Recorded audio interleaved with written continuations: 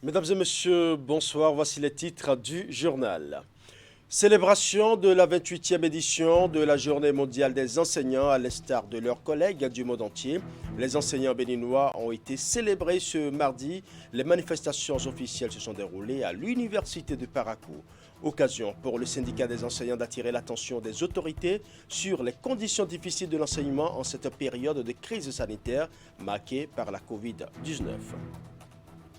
L'intelligence collective au service de l'efficience opérationnelle, c'est la thématique qui mobilise depuis ce mardi les cadres du ministère des Finances pour cette troisième édition du séminaire Team Building. L'objectif principal est de promouvoir le travail collectif des communautés informatiques pour des résultats probants. Devoir de mémoire, dans ce journal, déjà 5 années que le Bénin a vécu le drame de Tori-Avamé.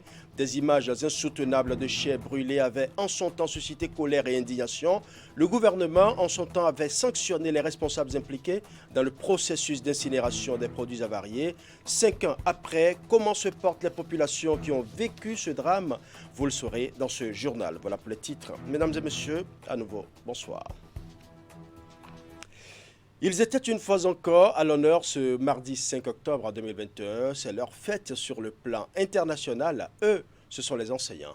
Au Bénin, ces éducateurs qui se battent pour faire reculer les frontières de l'ignorance ont été célébrés à Parakou, la cité des Kobourou. Cette 28e édition qui se déroule en période de crise sanitaire est saisie par le syndicat des enseignants pour formuler un certain nombre de doléances. Voici le reportage de Camilo Nanda.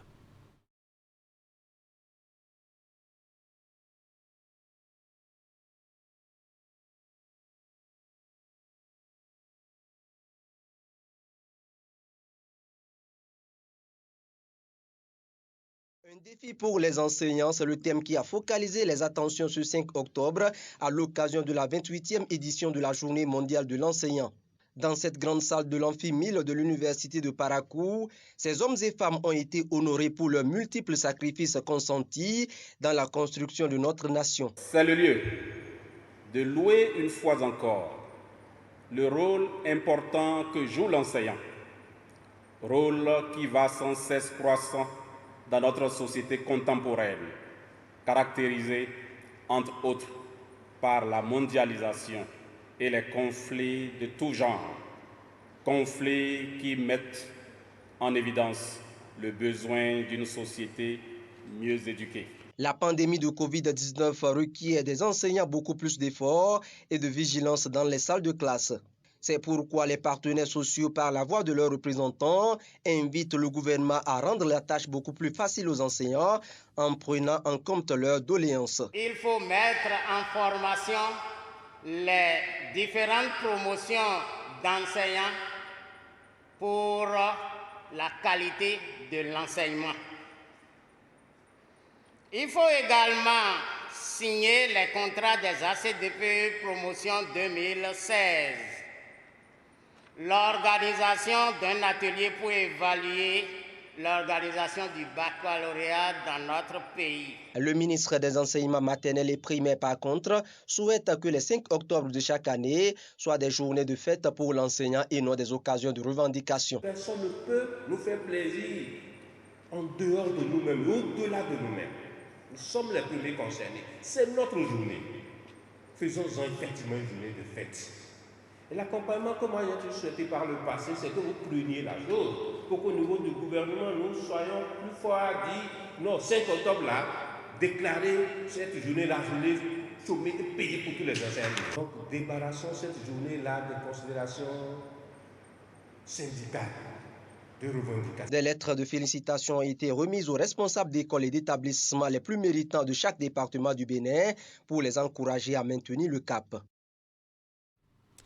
Du tourisme durable, respectueux de l'environnement et du cadre de vie, c'est le projet qui sera bientôt concrétisé par le Club Med sur la station balnéaire d'Avlekété. Un projet très ambitieux d'environ 50 milliards de francs CFA pour vendre la destination Bénin partout dans le monde.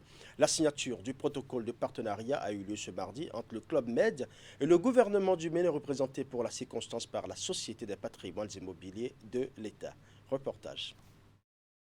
La solennité temporelle qui laisse se succéder Dans un enchaînement spontané, les mouvements de caméra et d'optique d'appareils photo cadrent bien avec l'actualité obligée de la présence du ministre d'État en charge de l'économie et des finances, du ministre de la Culture et leurs collègues en charge du cadre de vie. Paraphes, signatures et échanges de documents pour officialiser les contrats de gestion et de commercialisation du futur Club Med à Vlekété, commune de Ouidah. Le Club Med, justement, dont le président en personne élabore ici sur les motivations d'un tel partenariat. Notre présence aujourd'hui avec vous n'est pas le fruit du hasard. Ce nouveau projet au Bénin s'inscrit dans notre volonté de renforcer notre développement en Afrique. Et cela dans le cadre de nos 4 piliers stratégiques, local, à la fois global et adapté aux situations et aux marchés et aux destinations locales, upscale, haut de gamme, mais avec l'esprit de convivialité du Club Med, happy digital, parce que le digital est un élément clé du développement touristique aujourd'hui, et enfin ce que nous appelons happy to care, c'est-à-dire notre mission et notre responsabilité au titre du respect et du développement de l'environnement. C'est ainsi que nous sommes le leader mondial des vacances tout compris, haut de gamme, expérientielles pour les familles et les couples actifs. Le projet Club Med, comme vous pouvez d'ailleurs le constater, entre dans la droite ligne du développement et de l'aménagement de la station balnéaire de la route des pêches. Il sera doté de 330 chambres, dont un espace Club Med Exclusive Collection, le tout meilleur du Club Med, avec 30 suites, de nombreuses infrastructures pour la pratique des sports, le bien-être et l'encadrement des enfants. Et bien sûr, ce Club Med offrira également un point de départ idéal à nos clients pour qu'ils puissent découvrir et s'immerger dans la culture béninoise. Nul doute qu'ils trouveront ici un coin de paradis, entouré d'un environnement naturel préservé, d'une population accueillante, et cela pour se détendre et partager des moments ensemble, l'esprit libre. En superficie et en coût, le projet Club Med aiguise les appétits tant le standing et le respect des normes écologiques fascinent. En misant sur ce projet, avec un coût d'objectif de 50 milliards de francs CFA, le gouvernement du Bénin lance un signal fort et affiche ici, comme c'est le cas pour d'autres projets, son pari pour le label international de tourisme. Il me plaît de préciser ici, avec l'accord des collègues et principalement du collègue en charge du développement durable, que ce projet témoigne aussi de notre sensibilité pour le tourisme durable, car il prend en compte notamment les enjeux liés aux émissions de gaz à effet de serre, aux économies d'énergie, à la protection de la biodiversité, à la gestion du bruit, à la gestion de l'eau et j'en passe. En définitive, et en attendant la sortie de terre du Club Med, il se dégage à constater que l'offre culturelle, naturelle et touristique de la destination Bénin est en pleine exécution. Et pendant ce temps, des poursuites judiciaires s'annoncent à la mairie de Semepodji. Le conseil communal, en sa 3e session ordinaire de l'année 2021, a constaté des irrégularités dans la gestion des mandatures précédentes. Le conseil communal de Semepodji a donc décidé de saisir la justice pour que la lumière soit faite à cet effet. C'est l'une des grandes décisions de la 3e session ordinaire que nous présente ici le maire Jonas Benameto. Cette session nous a permis d'affecter un domaine de 50 hectares identifié dans l'arrondissement d'Aholuyeme pour le sous-projet du village aquacole conformément au projet PROMAC. Pour pallier au phénomène de la prolifération anarchique des parkings dans l'arrondissement de Djeregbé, le Conseil a autorisé la création d'une gare routière à Djeregbé. Le plan de résistance de l'ordre du jour est le rapport d'activité du 3e trimestre du maire de Semepodji. Je ne donnerai que quelques chiffres à titre illustratif. Impôts perçus en 2019, 580 551 611 francs. Impôts perçus par la commune en 2020, 558 647 000 francs. Impôts perçus par la commune 2021, fin août, environ 700 millions de francs CFA. Je dis bien fin août 2021. À 4 mois encore de la fin de l'année 2021, nous avons déjà battu les records de 2019 et 2020. La commune de Sémékodi, réputée mobiliser annuellement 1 milliard de francs CFA. Et déjà, fin août, la mairie, avec les recettes accessoires, est déjà à 1 milliard 200 millions de francs CFA. Ce qui laisse présumer une recette d'environ 1 milliard 800 millions, soit plus de 50% d'augmentation en considérant l'année 2020.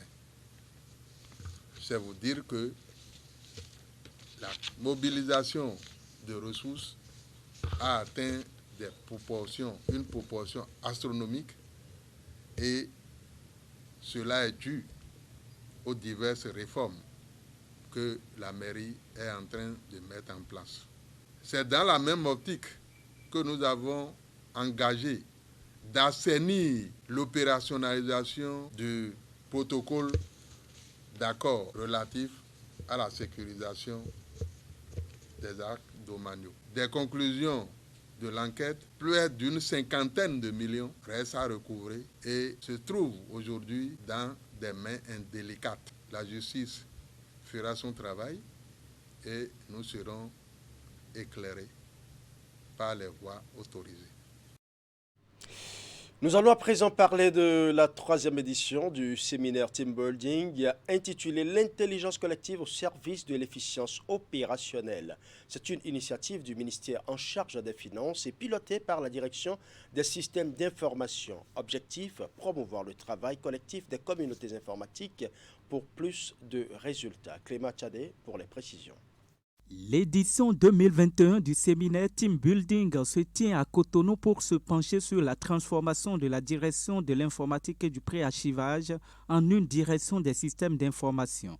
Les spécialistes de l'informatique et autres acteurs du système d'information du ministère de l'Économie et des Finances auront à discuter sur le thème « L'intelligence collective au service de l'efficience opérationnelle ». Il s'agira pour eux au cours de ce team building de prendre connaissance du nouvel arrêté portant organisation et fonctionnement de la direction des systèmes d'information et surtout de ses implications. C'est un thème qui vient à point nommé dans la transformation de la direction de l'informatique et du pré-archivage en DSI, direction des systèmes d'information.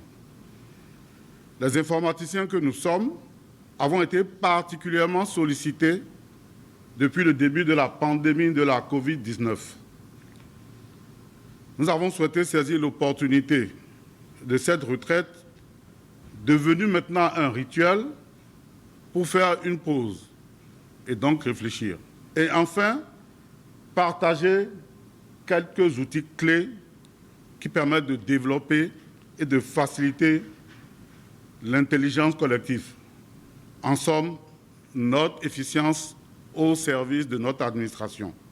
Au-delà du partage des outils techniques sur l'intelligence collective, ce sera aussi l'occasion pour les acteurs de l'informatique de définir les valeurs communes aux informaticiens du ministère de l'Économie et des Finances. Une innovation majeure sur laquelle les experts mettront un accent particulier. Pour l'édition 2021, vu que les autres années nous avons abordé des sujets, je dirais, un peu transverses et comportementaux.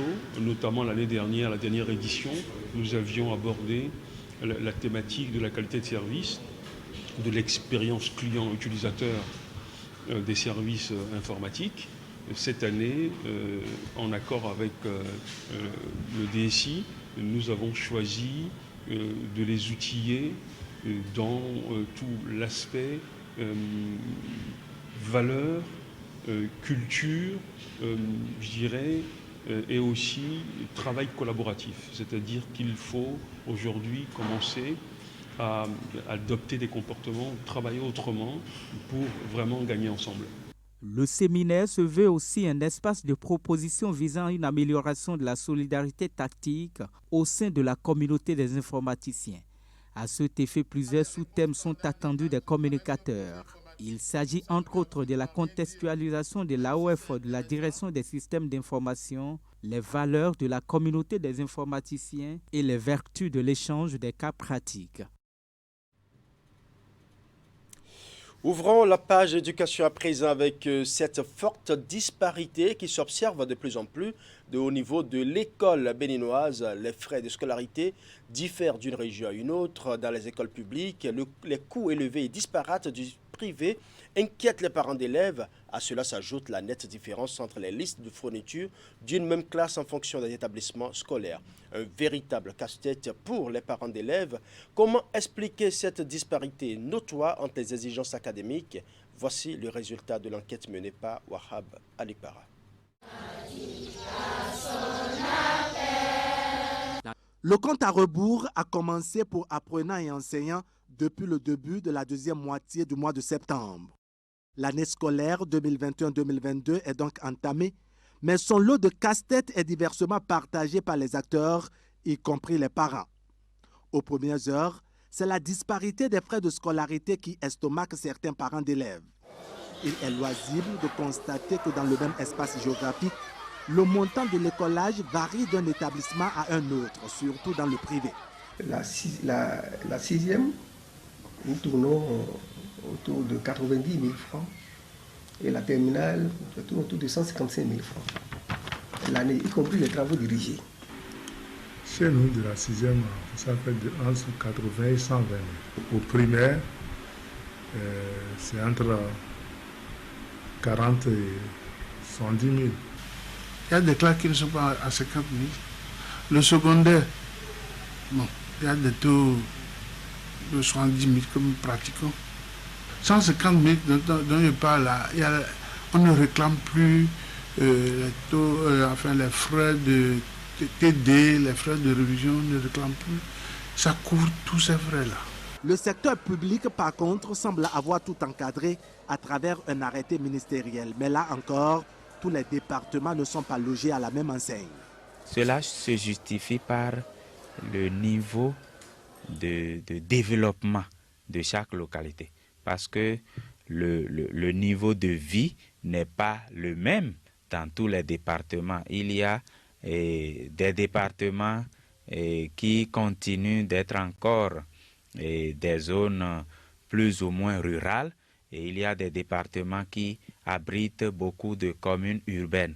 Si la question de la disparité des frais de scolarité n'est pas de nature à faire dormir les parents d'élèves sur leurs deux oreilles, la taille des fournitures scolaires établies par certains promoteurs d'écoles semble porter aux géniteurs et autres tuteurs le coup de grâce. Les trucs sont un peu chers. C'est un peu cher. Franchement. C'est vrai, vous allez constater que les listes de fournitures varient d'une école à une autre. Il y a certaines données qui sont prises en compte par certains établissements qui font qu'ils ajoutent un certain nombre d'éléments à cette liste-là. Hier, par exemple, c'était que l'enseignant doit élaborer des modèles d'écriture à tous les enfants. Aujourd'hui, c'est un peu contraignant. Donc, un établissement, par exemple, peut décider d'élaborer un cahier d'écriture qu'il met, n'est-ce pas, et à la disposition des parents d'élèves pour, n'est-ce pas, faciliter premièrement la tâche aux enfants, faciliter également la tâche à l'enseignant. La pratique a donc cours un peu partout dans nos écoles. Les exigences de l'État central qui réglementent la question sont à la limite foulées aux pieds. Les parents qui déboursent ont visiblement perdu la bonne humeur. À l'endroit des auteurs de ces listes de fournitures scolaires hectométriques, le ton est moins tendre. C'est d'ailleurs l'État qui est invité à remettre les choses à l'endroit. Là, on nous dit que les gens, il faut faire fréquenter les enfants n'ont qu'à aller à l'école. Tous les parents ne sont pas riches pour envoyer leurs enfants. Tous les parents ne sont pas riches. Mais c'est l'État qui nous disait tout ça, qui devrait en principe subvenir et soutenir les parents d'élèves. Et il faut que la DIPIC, le ministère, rende très tôt, au moins un mois à l'avance, n'est-ce pas, la liste des fournitures, des manuels scolaires qui sont autorisés. Les établissements privés ont certes le mérite d'être producteurs de bons rendements, mais les usagers se heurtent à l'offre de formation et le manque d'harmonie avec les prescriptions du gouvernement. Éducation toujours, êtes-vous pour ou contre l'interdiction des châtiments corporels en milieu scolaire? La question est au cœur de l'actualité avec la reprise des cours et l'arrêté du ministre de l'enseignement secondaire qui peine à entrer dans les habitudes. Les avis sont partagés comme vous allez le constater dans cet élément. C'est une pratique qui a fait du chemin et dont les bienfaits ou nuisances varient d'un individu à l'autre. Vous savez, on nous apprend à l'école normale qu'il n'y a pas de mauvais élèves. Il n'y a que de mauvais enseignants. Il n'y a pas d'élèves tarés. Il n'y a que des enseignants qui s'y prennent mal, qui ne connaissent pas leur boulot. Les textes interdisent le châtiment corporel à l'école. La chicotte, je pense, n'est pas la solution pour que l'enfant accède à la connaissance. Il y a plusieurs mécanismes d'amener l'enfant vers la connaissance, autre que la méthode classique et ancienne qu'est la chicotte. Je suis pour, tout simplement parce que pour éduquer un enfant ou éduquer un être humain, il faut lui faire peur de temps en temps. Ce n'est pas chicoter avec truc là. Quand on dit chicote, il y a chicote. Ah non, je suis contre la chicote. Contre la chicote à l'école.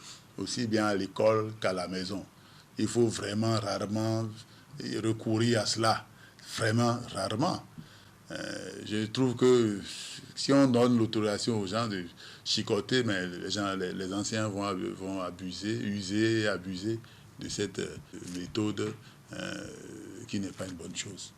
Le châtiment corporel, c'est une forme de punition dont l'objectif est d'infliger une douleur physique afin d'amener une personne reconnue coupable d'une faute ou d'un délit à un repentir et à éviter la récidive. Dans les pays qui font encore usage de cette pratique, les chiffres font état de ce que des milliers d'enfants prennent congé de l'école face à la furie rageuse d'enseignants qui n'ont Dieu que pour la chicote, somme toute l'humiliation de l'enfant devant ses camarades. Encore largement répandu au Pakistan, où il est ardemment défendu par le monde enseignant comme pratique éducative, le châtiment corporel au Bénin est progressivement sorti des habitudes. Dans un communiqué publié jeudi 15 octobre 2020, le ministre de l'enseignement secondaire a rappelé aux chefs d'établissements publics comme privés l'interdiction du châtiment corporel en milieu scolaire. L'autorité ministérielle a fait le constat de la recrudescence du châtiment corporel dans les collèges et lycées publics et privés malgré une première note circulaire et en violation du règlement intérieur des établissements. Au plan juridique, le châtiment corporel rappelle bien les dispositions de loi en vigueur au Bénin. Ce code est le tout premier né en République du Bénin. Et ce qui me réjouit, c'est que ce code est un condensé des normes au plan international, au plan sous-régional et au plan national. Il y avait des tests, il y avait des dispositions légales, mais c'était un peu dispersé. Le code vient un peu, comme je le dis souvent, comme un acte uniforme qui vient uniformiser tout le système relatif aux enfants. Si la loi portant prévention et répression des violences faites aux femmes réprime la violence physique en général, le Code de l'enfant, en son article 18, plus pointu, énonce le respect de l'intégrité physique et morale de l'enfant au titre de ses droits. Je suis pour la chicotte à l'école. Bon, parce que là, d'autres enfants, sans la chicotte, ils n'arrivent pas à évoluer. Nous tous, on a passé par là, on sait ce qu'est là. Si l'enfant sait qu'on le chicote, son papa va venir, il ne va rien faire et il va manquer de respect aux enseignants. Ouais, la chicotte à l'école, je crois que c'est normal. Nous, on a vécu ça. Et ce qui a fait que beaucoup de gens sont évolués, même si tu n'avais pas la volonté. Quand tu te rappelles des chicottes, c'est que tu es obligé d'apprendre des leçons avant d'y aller à l'école. Évoquant les atteintes à la vie, à l'intégrité physique et mentale de l'enfant, et pour toute personne qui se rend coupable d'actes de torture ou traitements inhumains, cruels et dégradants, selon que les dites pratiques causent ou non la mort de l'enfant, les peines prévues par le Code de l'enfant vont de la réclusion à temps de 5 à 20 ans à la réclusion à perpétuité. C'est vrai que la chicotte est quelque chose qui discipline, mais vous voyez, c'est tellement délicat qu'on ne sait pas à quel moment celui qui fait usage de la chicotte, on ne sait pas à quel moment il déborde. Peut-on bannir définitivement le châtiment corporel des habitudes familiales? Le législateur béninois est resté muet à ce sujet. Ce silence du code de l'enfant peut bien justifier que les parents au Bénin disposent d'une petite marge de manœuvre, sauf à exagérer comme c'est le cas chez certaines personnes qui se retrouvent bien souvent devant les tribunaux à répondre de leurs actes ignobles et dégradants pour la personne de l'enfant. Eh bien, sans chicotte, nous allons améliorer notre cadre de vie avec la journée Ville verte. C'est une opération de mise en terre de plans initiée dans le cadre de la 36e édition de la journée mondiale de l'habitat. Plusieurs plans sont donc mis en terre à la place Idi Dakwakba à Cotonou. Voici le compte rendu de Idrissou Boukari. Après l'opération de mise en terre de plans dans la cité de Huedo et le lancement du Salon international des matériaux modernes, c'est le reboisement des axes qui entourent la place Idi Dakwakba à Cotonou qui marque les manifestations de la 36e édition de la Journée mondiale de l'habitat. Dans le cadre du projet asphaltage, il est prévu la mise en terre des plans sur ce site pour mieux ombrager la zone. Le thème retenu au plan national pour la célébration de cette journée est « Nos villes sont nos maisons ». Si nos villes sont nos maisons, ça veut dire que nous voulons plus avancer dans la foresterie urbaine. Et à travers cette foresterie urbaine, nous mettrons tout à l'heure des plans en termes d'alignement.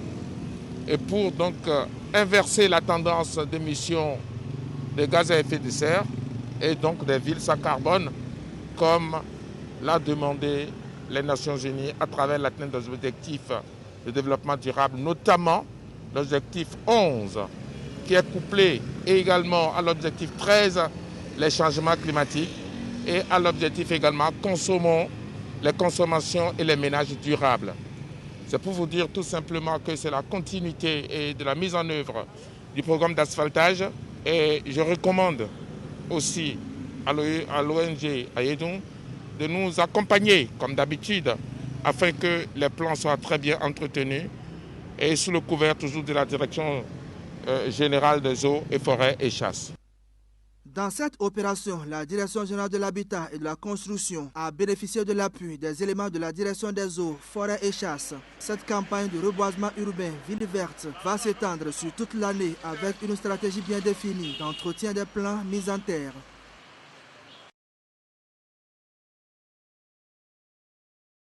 D'édition, des images de chairs brûlées ravivent des souvenirs douloureux lorsque l'on repense au drame de Toriavame. C'était le 8 septembre 2016. Des femmes et des hommes ont péri dans un feu alors qu'ils essayaient de récupérer des produits avariés incinérés sur le site. 5 ans après ce drame, une équipe de la rédaction de Canal 3 Bénin est repartie sur le terrain pour voir comment les populations et surtout les survivants s'en remettent. Idrissou Boukari. C'était un jeudi noir à Tori-Avame, dans la commune de Tori-Bosito, à une cinquantaine de kilomètres de Cotonou. À l'origine, une explosion de produits avariés incinérés sur ce site. Le drame est survenu alors que les populations de la localité cherchaient à récupérer des marchandises jugées impropres à la consommation. Donatien, l'un des propriétaires terriens ayant vendu le domaine au promoteur du site de décharge, a vécu la scène. Il raconte les faits. Pendant que l'incinération des produits avariés était en cours, j'ai vu des gens se diriger vers le trou d'où sortaient des flammes. Du coup, certains y sont tombés et moi j'ai essayé de leur porter secours, mais malheureusement, il y en avait qui sont décédés sur place. Les faits remontent au 8 septembre 2016. En 2021, 5 ans se sont écoulés et Canal 3 revient dans le périmètre de la catastrophe. Le bilan en termes de morts et de blessés était lourd. Dans cette maison seulement, par exemple, 18 personnes ont péri dans les flammes dévastatrices et depuis ce temps, les portes de leurs chambres sont restées fermées. Sur place, on retrouve quelques rescapés. Les blessures se sont certes cicatrisées, mais les séquelles et le traumatisme demeurent. C'était le pire moment de leur vie.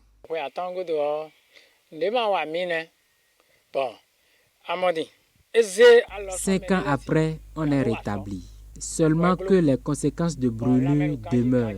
Moi, par exemple, mes doigts ne répondent plus bien et ne me permettent pas de travailler.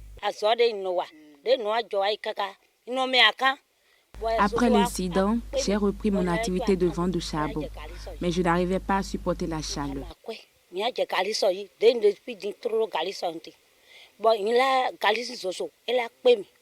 J'ai dû abandonner pour commencer la préparation du gari et de la kassa. La plupart des victimes ont laissé derrière elles époux, épouses et enfants. Hilaire Touko est le chef de village de Hungo. Il a perdu son oncle et sa femme enceinte. Au lendemain du drame, l'élan de solidarité nationale et internationale a été spontanément manifesté. Les rescapés et ceux qui ont perdu leurs proches ont été réconfortés et soutenus de diverses manières.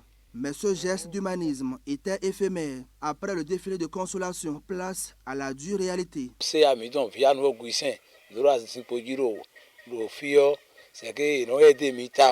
Notre ancien chef d'arrondissement, Viano Augustin, nous portait régulièrement assistance. Mais depuis son départ de ce poste, plus personne ne nous vient en aide.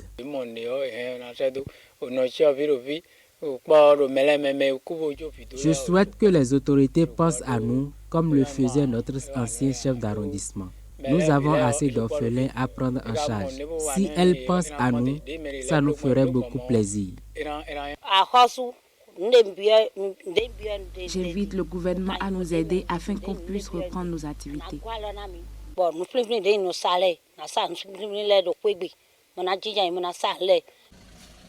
Le site de décharge est fermé et interdit d'accès. Après le drame, le gouvernement a pris ses responsabilités pour ce type d'activité. D'importantes mesures ont été prises pour renforcer la vigilance et la sécurité au niveau des sites. C'est la Société de gestion des déchets et de la salubrité du Grand Okwe qui assure le suivi et la conformité des activités d'enfouissement des produits avariés de toute nature. Le sujet fait désormais l'objet de beaucoup d'attention. Avec la police républicaine, nous sécurisons le transport. Et puis également, pendant tout le temps que dure l'opération, les éléments de la police restent présents jusqu'à ce que les produits, suivant le protocole de destruction, nous suivons le protocole, et les produits sont détruits et pendant un certain temps, les éléments de la police restent sur place pour que les populations ne viennent pas déterrer les produits. L'incident d'Avamé est le plus grand drame ayant frappé le Bénin ces 5 dernières années. Les coupables de la catastrophe ont été sanctionnés, mais le village a toujours du mal à tourner cette page sombre de son histoire. Entre regrets et douleur, Tori Avamé continue de penser ses plaies et de pleurer la tragique disparition de ses filles et fils avalés par les flammes. Voilà, ce sera tout pour ce journal. Merci pour votre aimable attention. Bonne soirée à chacun et à tous.